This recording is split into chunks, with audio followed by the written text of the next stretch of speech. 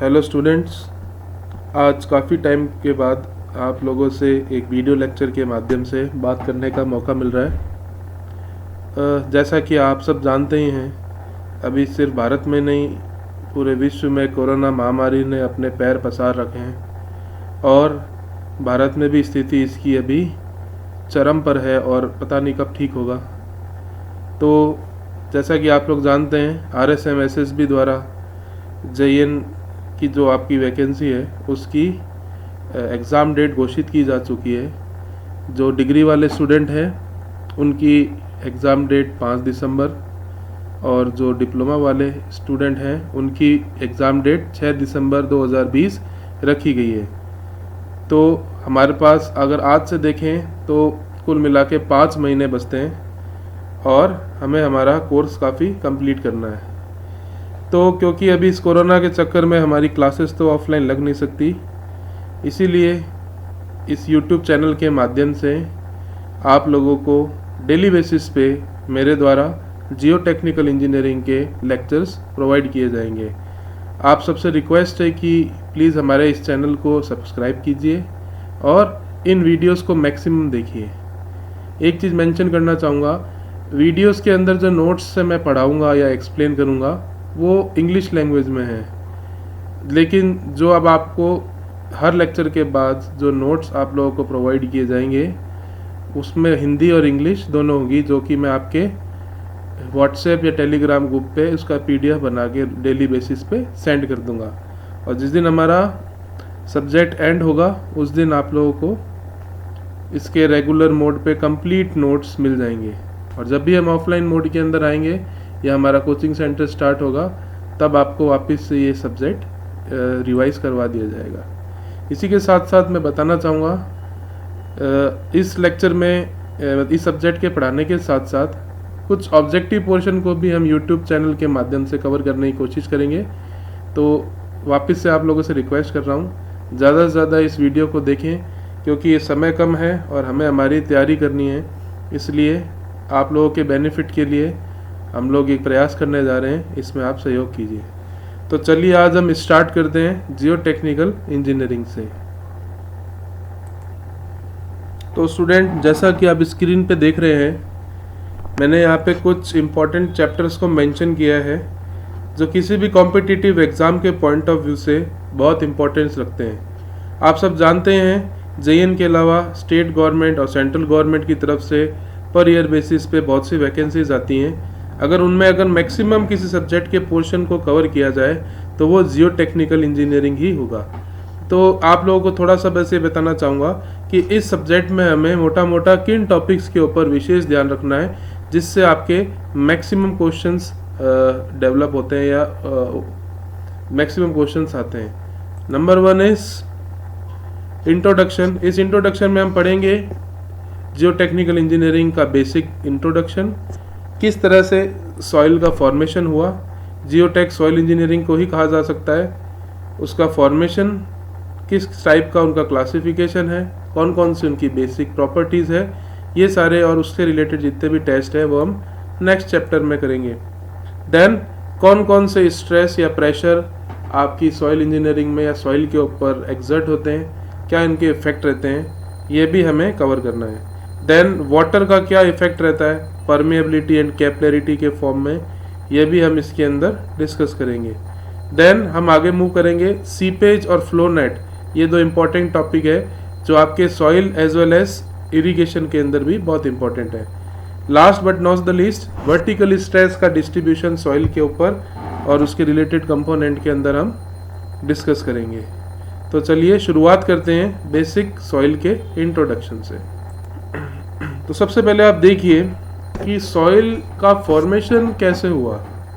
अगर हम शुरुआत से बात करें तो आज लगभग हमारी पृथ्वी को उत्पन्न हुए 4.5 खरब साल 4.5 बिलियन ईयर्स हो चुके हैं। इस पूरे पीरियड के दौरान समय समय पर केमिकल फिजिकल डिसइंटीग्रेशन हुआ या वेदरिंग हुई चट्टानों की, जिससे ये चट्टानों के पार्टिकल छोटे छोटे कणों में टूटकर सॉइल के रूप में विघटित हो गए।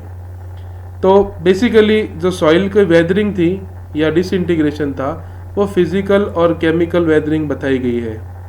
तो सबसे पहले हम बात करते हैं फिजिकल डिसइंटीग्रेशन की। फिजिकल डिसइंटीग्रेशन मतलब सॉइल का फिजिकली टूटना, बिखरना, जो कि तापमान में परिवर्तन, टेम्परेचर चेंज, रनिंग वाटर, पेड़ों की जड़ों का वापस बनना, बिखरना तथा अन्य किसी कारण से चट्टानों के डिसइंटीग्रेट होने से जो मिट्टी उत्पन्न होती है या कन्वर्ट होती है, उसे हम सॉइल या सीधे शब्दों में कहा जाए कोहेजन लेस सॉइल कहते हैं। अब यहाँ मैंने कोहेजन लेस सॉइल क्यों कहा, क्योंकि यहाँ पे चट्टान की जो कण है, पार्टिकल जो पहले डेंस स्टेट में थे, वो उसी स्टेट के अंदर लूज पार्टिकल के अंदर चेंज हो जाते हैं, या फिर उसके अंदर किसी भी प्रकार का केमिकल चेंज या किसी भी प्रकार का एटॉमिक चेंज नहीं आता है। तो कोहेजन लेस सॉइल है, उसको भी बेसिकली 4 कैटेगरीज में डिवाइड किया गया है। Number 1 is sand. ये सैंड जो हमारे राजस्थान के अंदर काफ़ी मात्रा में पाई जाती है, आप घर से बाहर निकलेंगे तो ये आपको काफ़ी देखने को मिल जाएगी। बाकी ग्रेवल, कॉबल, बोल्डर्स ये सैंड की कैटेगरी में नहीं आते हैं, लेकिन ये बनते रॉक के डिसइंटीग्रेशन से ही हैं, और इनका जो डिस्ट्रीब्यूशन है वो हम, ये क्लासिफिकेशन है, पार्टिकल साइज के हिसाब से सीखेंगे। अगर हम सॉइल इंजीनियरिंग की बात करें तो सैंड एक ऐसा है जो कि कोहेजन लेस सॉइल की कैटेगरी में परफेक्टली फिट बैठता है।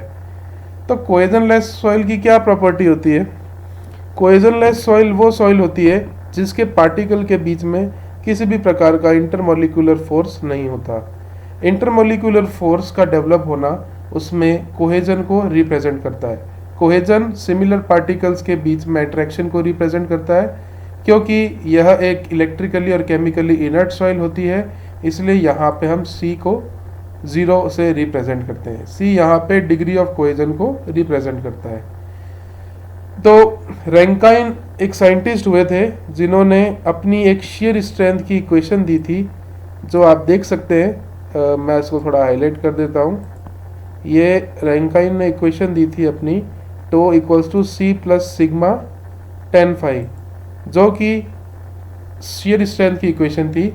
यहाँ पर टो शेयर स्ट्रेंथ को रिप्रेजेंट करता है, C डिग्री ऑफ कोहेजन को रिप्रेजेंट करता है, सिग्मा वर्टिकल या नॉर्मल प्रेशर को रिप्रेजेंट करता है, फाई फ्रिक्शन एंगल को रिप्रेजेंट करता है। अभी जैसा कि मैंने कहा कि कोहेजन लेस सॉइल में C 0 हो जाता है, तो हमारी ये जो सॉइल है इसकी शेयर स्ट्रेंथ टो बराबर सिग्मा tan phi ही घटकर रह जाती है। तो यहाँ पर बात करेंगे हम बेसिकली सिग्मा और फाई की। सिग्मा नॉर्मल या इफेक्टिव प्रेशर को कहते हैं, जिसके लिए एक अलग से टॉपिक डिज़ाइन आप पढ़ेंगे अगले चैप्टर्स में, इसको हम डिटेल में पढ़ेंगे। सबसे इम्पोर्टेंट चीज़ आती है आपका फाई। फाई को friction angle, angle of internal friction या एंगल ऑफ रिपोज भी कहा जा सकता है। कोहेजन लेस सॉइल के पार्टिकल्स मुख्यतः वेल ग्रेडेड होते हैं। वेल ग्रेडेड यानी विभिन्न प्रकार की मिट्टियों के मिश्रण से मिलकर बना होता है। तो ये पार्टिकल्स एक रेगुलर शेप में ना होके तिकोने शेप में होने के कारण आपस में फंस कर फ्रिक्शन को डेवलप करते हैं। उनके बीच में हॉरिजॉन्टल से बनने वाले एंगल को हम फाई कहते हैं। सामान्यतः इस फाई की वैल्यू 28 डिग्री से 48 डिग्री तक रहती है। इस चीज़ को गौर कीजिएगा, कई बार इसके क्वेश्चन आ जाते हैं कि कितनी वैल्यू रहती है, तो आपके 28 से 48 degree angle of internal friction की वैल्यू रहती है। सामान्यतः 30 डिग्री इसको कंसिडर किया जाता है। तो ये बात होगी फिजिकल डिसइंटीग्रेशन की। जब चट्टानों का केमिकल वेदरिंग होती है या केमिकल डिसइंटीग्रेशन होता है, तब इससे बनने वाली सॉइल को बेसिकली कोहेसिव सॉइल कहा जाता है। कोहेसिव सॉइल बेसिकली आपके ऑक्सीडेशन, हाइड्रेशन, कार्बोनेशन या फिर लीचिंग के कारण होते हैं। इनको थोड़ा सा मैं एक्सप्लेन कर देता हूँ। ऑक्सीडेशन मतलब मिट्टी के कणों के अंदर बार बार हवा का, ऑक्सीजन का आना, जैविक पदार्थों के माध्यम से या किसी भी एजेंसी से ऑक्सीडेशन होने के कारण उसके छोटे छोटे कणों में परिवर्तित हो जाना ऑक्सीडेशन कहला जाता है। उसी प्रकार से चट्टानों के वॉइड्स में हाइड्रेशन यानी पानी का बार बार जाना और निकलना हाइड्रेशन को रिप्रेजेंट करता है।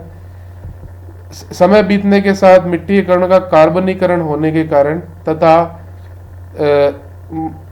मिट्टी में उपस्थित सॉल्ट्स का या लवण का लीचिंग होने के माध्यम से कैपिलरी रिएक्शन करंट बाहर आने से जो रॉक्स का डिसइंटीग्रेशन होने से जो मिट्टी प्राप्त होती है उसे हम कोहेसिव सॉइल कहते हैं। कोहेसिव सॉइल बेसिकली क्ले को भी कहा जा सकता है। क्ले की शेयर स्ट्रेंथ ज़्यादातर कोहेजन तथा कुछ मात्रा में एंगल ऑफ इंटरनल फ्रिक्शन पर निर्भर करती है। लेकिन अगर क्ले के सभी वॉइड्स के अंदर पानी भर दिया जाए या क्ले को पानी में ही डुबा दिया जाए तब इस फाई का मान घट के 0 रह जाता है और रैंकाइन की इक्वेशन जो मैंने आपको बताई थी उसमें ये शेयर स्ट्रेंथ आपकी C के बराबर रह जाती है। ये कंडीशन आती है फुल्ली सैचुरेटेड क्ले। सैचुरेशन मतलब मिट्टी के कणों के वॉइड्स के अंदर पूर्णतया पानी का भर जाना फुल्ली सैचुरेशन कहलाता है। तो जनरली सॉइल को उत्पत्ति के आधार पर 2 भागों में बांटा गया है। Number 1 transported soil, number 2 is residual soil. सबसे पहले बात करेंगे ट्रांसपोर्टेड सॉइल की। मिट्टी क्योंकि बहुत ही हल्का पदार्थ है, हल्का पार्टिकल है, तो यह समय समय पर हवाओं से, पानी के माध्यम से या अन्य किसी एजेंसी के माध्यम से एक स्थान से दूसरे स्थान तक स्थानांतरित होता रहता है और स्थानांतरित होने के कारण मिट्टी के इस प्रकार को ट्रांसपोर्टेड सॉइल कहते हैं। इसका डिटेल क्लासिफिकेशन हम अगली टेबल में पढ़ेंगे। देन आता है आपका रेजिडुअल सॉइल। जो सॉइल डिसइंटीग्रेशन के बाद, चाहे वो केमिकल हो चाहे फिजिकल हो, डिसइंटीग्रेशन होने के बाद बच जाती है उसे हम रेजिडुअल सॉइल कहते हैं।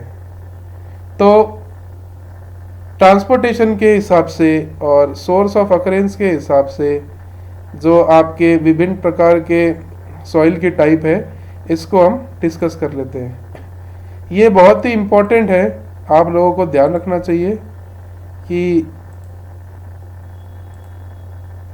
ये जो नाम बताए जा रहा हूँ मैं आपको, ये आपको अच्छे से याद होने चाहिए।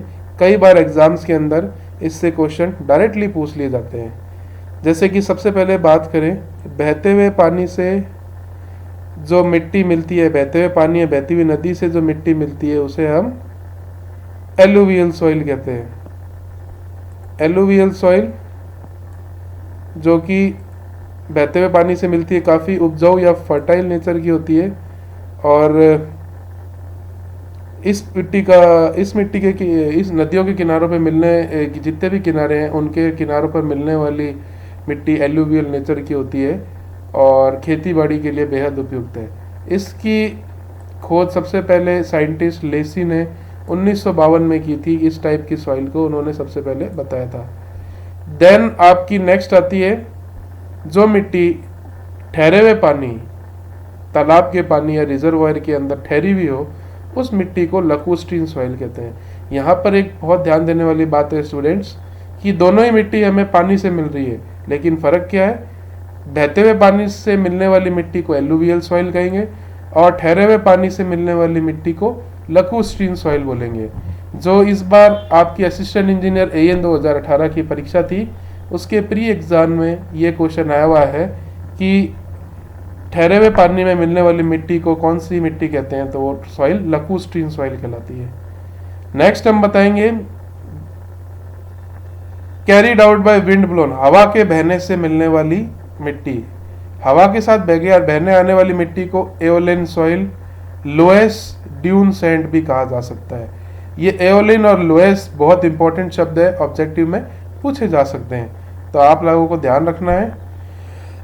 बहती हुई हवा से मिलने वाली मिट्टी को हम एओलिन, लोएस या ड्यून सैंड कहेंगे। हमारे थार डेजर्ट के अंदर मैक्सिमम इसी प्रकार की मिट्टी को देखा जा सकता है।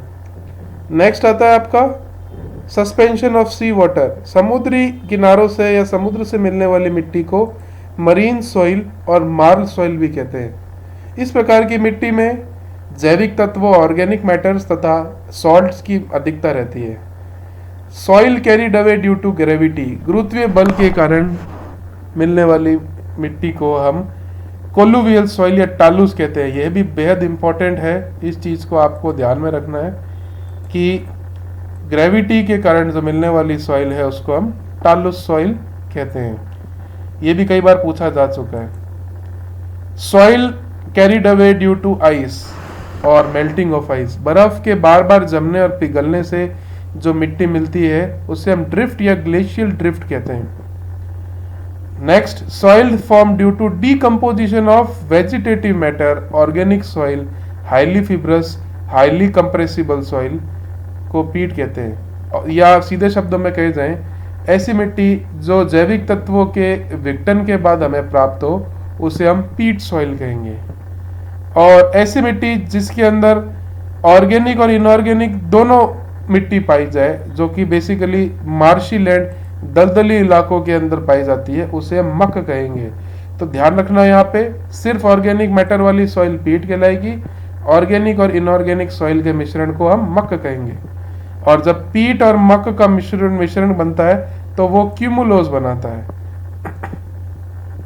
आगे बढ़ते हैं। Soil having high porosity produced for volcanic origin, ज्वालामुखीय उद्भेदन से प्राप्त होने वाली हाई पोरोसिटी की सॉइल, ये एक स्पेशल टाइप ऑफ सॉइल है जिसको हम टेक्निकल लैंग्वेज में बेंटोनाइट क्ले भी कहते हैं। पृथ्वी पर मौजूद एक प्रकार की हैवीएस्ट क्ले है। इसको हैवीएस्ट क्ले इसलिए कहा जाता है क्योंकि इसकी वाटर होल्डिंग कैपेसिटी या पानी को अवशोषित करने की कैपेसिटी 500% से भी अधिक होती है। ये 500% इसके खुद के वजन से खुद के सापेक्ष में कैलकुलेट किया जाता है। उदाहरण के लिए अगर हम 100 ग्राम बेंटोनाइट क्ले लें तो वो 500 ग्राम पानी अपने अंदर इकट्ठा करके या रोक के रख सकती है। इसका इस्तेमाल सॉइल के स्टेबलाइजेशन में और कई प्रकार के सॉइल ट्रीटमेंट में या कंस्ट्रक्शन में किया जाता है। Last type of soil, sticky soil, चिपचिपी सॉइल, इसको हम जो नदियों के किनारों से मिलती है, बेसिकली जो स्किन पे चिपक जाती है या कपड़ों पे चिपक जाती है, ऐसी सॉइल को गंबो सॉइल कहा जाता है। इसी के साथ आगे बढ़ते हैं। ये एक इम्पॉर्टेंट टॉपिक है कि हम सॉइल इंजीनियरिंग या सॉइल मैकेनिक्स को पढ़ क्यों रहे हैं। कोई भी सब्जेक्ट पढ़ते हैं तो उससे पहले हमें ये जानना ज़रूरी होता है कि उसकी इम्पोर्टेंस क्या, हम क्यों पढ़ रहे हैं। तो कुछ 7 कारण हैं जो सॉइल इंजीनियरिंग को बेहद इम्पोर्टेंट बनाते हैं, जिसमें नंबर 1 है फाउंडेशन डिज़ाइनिंग के लिए। किसी भी बिल्डिंग की फाउंडेशन को या नींव को डिज़ाइन करने के लिए आपकी सॉइल मैकेनिक्स या सॉइल इंजीनियरिंग बेहद इम्पोर्टेंट है। Number 2 is to construct retaining wall. Retaining wall मिट्टी को रोकने के लिए जो दीवार खड़ी की जाती है उसे रिटेनिंग वॉल कहते हैं। रिटेनिंग वॉल पे सॉइल का लेटरल प्रेशर आता है। लेटरल प्रेशर यानी हॉरिजॉन्टल प्रेशर, जो प्रेशर आता है उसे हम लेटरल प्रेशर कहते हैं। Next, to construct earth dam. देखो, भारत राजस्थान की बात करें या बीकानेर की पर्टिकुलरली बात करें तो हमारे यहाँ पे जीवनदायिनी नहर है, इंदिरा गांधी नहर, जिसका स्टार्टिंग पॉइंट आपका पंजाब का भाखड़ा नागल डैम है। और भाखड़ा नागल डैम को पानी सतलज नदी से मिलता है जो कि पंजाब में लोकेटेड है। ये जो भाखड़ा नागल डैम है ये सबसे बड़ा अर्थ डैम है, मिट्टी का बना डैम है। और इस मिट्टी की इतनी स्ट्रेंथ है कि आसानी से बहुत बड़े अमाउंट वाटर को आप वो अपने पीछे रोक के रख सकती है और बिना किसी नुकसान के।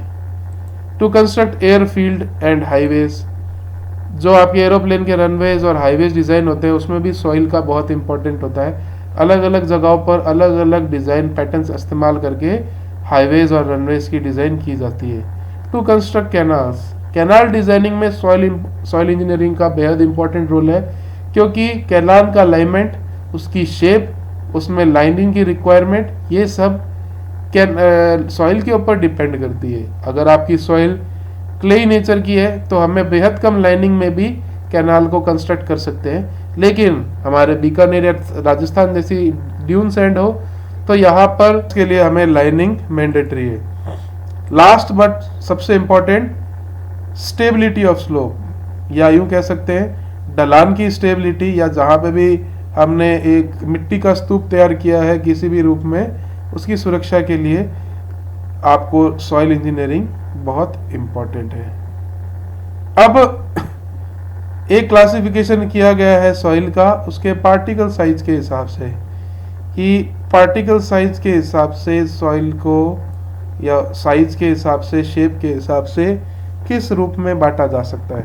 तो यहाँ पे मैं सॉइल के सबसे छोटे कण से स्टार्ट करूँगा और सबसे बड़े पार्टिकल तक लेके हुए हम बढ़ते हुए क्रम में चलेंगे। तो सॉइल का ऐसा पार्ट जिससे हम नेक्ड आई से तो नहीं लेकिन महसूस कर सकते हैं, क्ले कहलाता है। क्ले से भी छोटा पार्टिकल होता है कोलॉइड्स, लेकिन वो हमेशा सस्पेंशन की स्टेट में रहता है, उसे फिजिकली आइडेंटिफाई करना बहुत मुश्किल है। तो यहाँ पे हम बात करते हैं क्ले की। क्ले ऐसा पार्टिकल होता है जिसके एक पार्टिकल का साइज 2 माइक्रोन यानी कि 2 × 10 की पावर -3 mm से या उससे छोटा रहता है। क्ले क्या कोहेजन लेस सॉइल होती है, जिसके बारे में हम पीछे पढ़ चुके हैं। नेक्स्ट आता है उससे बड़ा सिल्ट। सिल्ट बेसिकली जितने भी ऑर्गेनिक मैटर्स हैं या फिर जितनी भी मेटामॉर्फिक कायांतरित शेल्स हैं, कायांतरिक शेल या चट्टाने हैं, उनके डिसइंटीग्रेशन से जो पाउडर हमें मिलता है वो सिल्ट कहलाता है। ये सिल्ट केमिकली और इलेक्ट्रिकली इनर्ट होता है, लेकिन इसका साइज 75 माइक्रोन से 2 माइक्रोन के बीच में रह सकता है। नेक्स्ट आता है आपकी फाइन सैंड। फाइन सैंड एक बारीक मिट्टी को कह सकते हैं। ये कोहेसिव और नॉन कोहेसिव और उनका मिश्रण भी हो सकती है। इसका साइज 75 माइक्रोन से 425 माइक्रोन तक हो सकता है। देन आपकी मीडियम सैंड, सीधे शब्दों में कहें जो हमारे मार्केट में बजरी मिलती है वो इस कैटेगरी में आती है, जिसमें छोटे छोटे मिट्टी के बड़े पार्टिकल्स, बारीक पत्थर, ये सब आते हैं। तो मीडियम सैंड जो है आपकी इसी कैटेगरी के अंदर, जिसका पार्टिकल साइज 425 माइक्रोन से 2 mm तक रहे, उसे हम मीडियम सैंड कहते हैं। Then coarse sand. Coarse sand नहीं, अब जो भी कैटेगरी आगे हम डिस्कस करेंगे वो सैंड से ज़्यादा ग्रेवल को रिप्रेजेंट करेगी। कोर्स सैंड ऐसे पार्टिकल होते हैं जिनका पार्टिकल साइज 2 mm से 4.2575 mm के आसपास रहता है, या यूँ कह सकते हैं 2 mm से 4.75 mm के बीच में इसका साइज वेरी करता है। मुड, मुरम और इससे रिलेटेड छोटे कंकड़ पत्थर इसी कैटेगरी में आते हैं। फाइन ग्रेवल्स, कंकड़ का वो हिस्सा जिसका साइज 4.75 mm से 20 mm के बीच में रहे, वो फाइन ग्रेवल कहलाता है। कोर्स ग्रेवल वह हिस्सा जो कि जिसका साइज 20 mm से 80 mm के बीच में रहे, वह कोर्स ग्रेवल कहलाता है। Then cobble. कॉबल ऐसे पार्टिकल्स जिनका साइज 80 mm से 300 mm के बीच में रहता है। ये बेसिकली छोटे पत्थरों को रिप्रेजेंट करते हैं। इसका इस्तेमाल सड़क बनाने या बलास्ट के रूप में रेलवे ट्रैक में भी हम कर सकते हैं।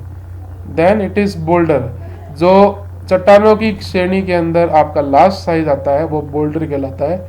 इसका साइज ग्रेटर देन 300 mm होता है, या सीधे शब्दों में कहें 30 सेंटीमीटर से बड़े साइज। इसका इस्तेमाल स्टोन मैसनरी या फिर कई जगहों पर बलास्ट के रूप में भी किया जा सकता है। इससे ऊपर के जितने भी साइज है फिर वो सॉइल कैटेगरी के पार्टिकल डिस्ट्रीब्यूशन में नहीं आते, फिर वो डायरेक्ट रॉक्स की कैटेगरी में आते हैं। तो इन्हीं क्लासिफिकेशन सिस्टम के हिसाब से, इन्हीं प्रकार के हिसाब से, चाहे वो ट्रांसपोर्टेशन का हो चाहे पार्टिकल साइज के हिसाब से हो, एक यूनिफाइड क्लासिफिकेशन सिस्टम अपनाया गया। देखिए, टेक्निकल लैंग्वेज के अंदर हम जितना भी सॉइल को पढ़ते हैं सिंबल के माध्यम से पढ़ते हैं, क्योंकि हर सॉइल के पूरे नाम को लिखा जाना पॉसिबल नहीं है। तो unified soil classification system, USCS classification system दिया गया, जिसमें एक विशेष, हर सॉइल को एक विशेष सिंबल से रिप्रेजेंट किया गया। जैसा कि आप लोग स्क्रीन में देख रहे हैं, नंबर 1 सिंबल आपका G है, जो कि आपको ग्रेवल को रिप्रेजेंट करता है। इनके रेस्पेक्टिव साइज मैंने राइट हैंड साइड में फिर यह मेंशन करे हुए हैं, जो हमने पीछे डिस्कस किए थे। ग्रेवल्स के बाद सैंड को हम S से रिप्रेजेंट करते हैं। देन सिल्ट, सिल्ट को हम M से रिप्रेजेंट करते हैं। ये चीज़ ध्यान रखने वाली है, सैंड और सिल्ट दोनों S से शुरू होते हैं, लेकिन सैंड को हमेशा S से रिप्रेजेंट किया जाएगा और सिल्ट को हमेशा M से रिप्रेजेंट किया जाएगा। इसे विशेष रूप से ध्यान रखना है। देन हम बढ़ते हैं क्ले को। क्ले के पार्टिकल साइज मैंने राइट में मेंशन किया गया, इसे C से रिप्रेजेंट करेंगे। देन आपके W, well graded soil. Well graded soil उस सॉइल को कहते हैं जिसमें सभी प्रकार के सॉइल का मिश्रण हो। इस प्रकार की सॉइल इंजीनियरिंग और हर प्रकार के रूप में अच्छी पाई जाती है, क्योंकि इसमें स्ट्रेंथ पैदा करने की सभी प्रॉपर्टीज मौजूद होती है। देन आता है आपका पुअरली ग्रेडेड सॉइल होती है, जिसके अंदर एक ही साइज के एक ही प्रकार की सॉइल होती है, यह पुअरली ग्रेडेड सॉइल कहलाती है। देन आपका L, I और H, यहाँ पे इन तीनों सिंबल्स को सॉइल की कंप्रेशन रेट के रूप कंप्रेशन के रूप में इसको समझाया गया है। जैसे L की बात करें तो L लो कंप्रेशन को या लो कंप्रेसिबल सॉइल को रिप्रेजेंट करता है। लो कंप्रेसिबल सॉइल वो सॉइल होती है जिसकी लिक्विड लिमिट या water holding capacity less than 35% होती है। I इंटरमीडिएट और मीडियम कंप्रेसिबिलिटी, ऐसी सॉइल 35% से 50% के बीच हो, उस सॉइल को हम इंटरमीडिएट सॉइल भी कहेंगे। देन हाई कंप्रेसिबल सॉइल, ऐसी सॉइल जिसकी लिक्विड लिमिट 50% से अधिक हो, उसको हम हाईली कंप्रेसिबल सॉइल कहेंगे। ये तीनों सिंबल्स L, I और H आपके जो सभी प्रकार की सॉइल है उनके साथ कंबाइन होके उनकी प्रॉपर्टी को बढ़ाते या घटाते हैं। नेक्स्ट आता है आपका पीट, P और उसके पैर में T, इस सिंबल को पीट को इस तरह रिप्रेजेंट किया जा सकता है। अब जो 12th पॉइंट है, यहाँ से सॉइल के कॉम्बिनेशन को रिप्रेजेंट किया गया है। सबसे पहले बात की जाए क्लेई ग्रेवल की। क्लेई ग्रेवल को GC सिंबल से रिप्रेजेंट किया है। इसको समझने का सबसे सिंपल तरीका ये है, उसे हमेशा पहले लिखा जाएगा। जैसे G फॉर ग्रेवल तो उसे बाद में लिखा गया है, C फॉर गया है, तो अगर GC है तो GC आपके क्लेई ग्रेवल को रिप्रेजेंट करेगा, यानी ऐसा ग्रेवल जिसमें क्ले की प्रॉपर्टी हो, क्लेई ग्रेवल कहलाएगा। इसी प्रकार हम बात करें SC को, SC क्लेई सैंड को रिप्रेजेंट करता है। जिस सैंड में क्ले की प्रॉपर्टीज मिले उसको क्लेई सैंड कहेंगे। अब जैसा कि मैंने बताया था, सैंड में तो कोहेजन होता नहीं है, तो फिर ये क्लेई सैंड कैसे हुई? नेचर में जो भी सॉइल मिलती है वो किसी प्योर फॉर्म में नहीं मिलती, वो अलग अलग प्रकार के सॉइल का मिश्रण होती है। एक ऐसा सॉइल का मिश्रण जिसके अंदर क्ले की मात्रा से उसमें कोहेजन डेवलप होना शुरू हो जाए तो उसे क्लेई सैंड के रूप में रिप्रेजेंट या समझ सकते हैं। इसी तरह से सिल्टी सैंड, अगर किसी सैंड की प्रोफाइल में सिल्ट की मात्रा अधिक आ जाए तो उसको सिल्टी ग्रुप में लिखा जा सकता है या SM से रिप्रेजेंट किया जा सकता है। Cl लो कंप्रेसिबल क्ले, ऐसी को क्ले जो जिसकी कंप्रेसिबिलिटी काफ़ी लो है, क्योंकि उसमें वाटर कंटेंट का मान लेस देन 35% है, उसे Cl ग्रुप से रिप्रेजेंट किया जाएगा। इसी तरह से Ci और Ch इंटरमीडिएट कंप्रेसिबिलिटी और हाई कंप्रेसिबिलिटी क्ले को दर्शाते हैं, जिनकी वाटर कंटेंट लेवल को मैंने यहाँ पे मेंशन किया हुआ है। इसी तरह से आपके Ml, Mi और Mh group low compressible silt, medium compressible silt, highly compressible silt, यानी अगर सिल्ट के अंदर लिक्विड वाटर कंटेंट 35% से कम हो तो वो लो कंप्रेसिबल सिल्ट कहलाएगी, 35 से 50% हो तो मीडियम या इंटरमीडिएट कंप्रेसिबल कहलाएगी, और लिक्विड लिमिट ग्रेटर देन 50 हो तो वो हाईली कंप्रेसिबल कहलाएगी। इसी के साथ बहुत इंपॉर्टेंट आपके दो चैप्टर रहता है GW, वेरी वेरी इंपॉर्टेंट, जिसको मैंने यहाँ पे इम्पोर्टेंट करके रिप्रेजेंट भी किया है। ये जो जैसा कि आप जानते हैं G ग्रेवल को दर्शाता है, W वेल ग्रेडेड को दर्शाता है। वेल ग्रेडेड ग्रेवल को हम GW से रिप्रेजेंट करेंगे। वेल ग्रेडेड ग्रेवल वो होगा जिसके अंदर coefficient of uniformity greater than 4 और कोफिशिएंट ऑफ कर्वेचर 1 से 3 के बीच में होता है। कोफिशिएंट ऑफ यूनिफॉर्मिटी और कोफिशिएंट ऑफ कर्वेचर को हम अगले चैप्टर में डिटेल में समझेंगे। अभी के लिए सिर्फ आप इनकी दो वैल्यूज़ को ध्यान में रख सकते हैं। इसी तरह से GP पुअरली ग्रेडेड ग्रेवल को रिप्रेजेंट करता है, और नीचे अगर हम देखें SW वेल ग्रेडेड सैंड को रिप्रेजेंट करता है, जिसके CU और CC की वैल्यू आपकी स्क्रीन पर दिख रही है। ये जितनी भी वैल्यूज़ मैंने लिखी हैं जैसे वेल ग्रेडेड सॉइल के लिए कोफिशिएंट ऑफ यूनिफॉर्मिटी 6 रहता है और सीसी की वैल्यू 103 रहती है। तो ये आपको याद रखनी है, कई बार एग्जाम में ऑब्जेक्टिव में ये वैल्यूज डायरेक्ट पूछ ली जाती हैं, तो हमें हर प्रकार की सॉइल के लिए इनको याद रखना है। इसी तरह एसपी पुअरली ग्रेडेड सैंड, जिसकी coefficient of uniformity less than 6 रहती है। OL organic low compressible organic matter, OI intermediate compressible organic matter, OH highly compressible organic matter को रिप्रेजेंट करता है। तो अभी तक ये जो क्लासिफिकेशन सिस्टम है, ये जो सिंबल्स है, आपको डिटेल में याद होने चाहिए, क्योंकि जब तक इन सिंबल्स को हम नहीं रटेंगे, नहीं याद करेंगे, रटना मैं इसलिए बोल रहा हूँ क्योंकि इन्हें आपको मेमोराइज करना है अच्छी तरीके से, क्योंकि इनसे रिलेटेड इन ग्रुप के कॉम्बिनेशन से डायरेक्ट क्वेश्चंस बन जाते हैं।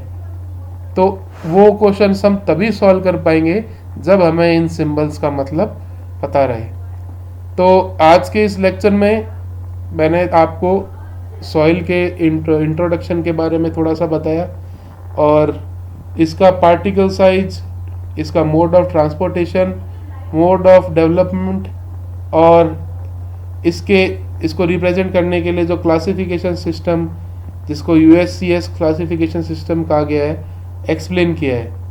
अगले चैप्टर में हम सॉइल की जो बेसिक प्रॉपर्टीज होती है, जैसे कि वॉइड रेशियो, पोरोसिटी एटसेट्रा, इनको डिटेल में पढ़ेंगे।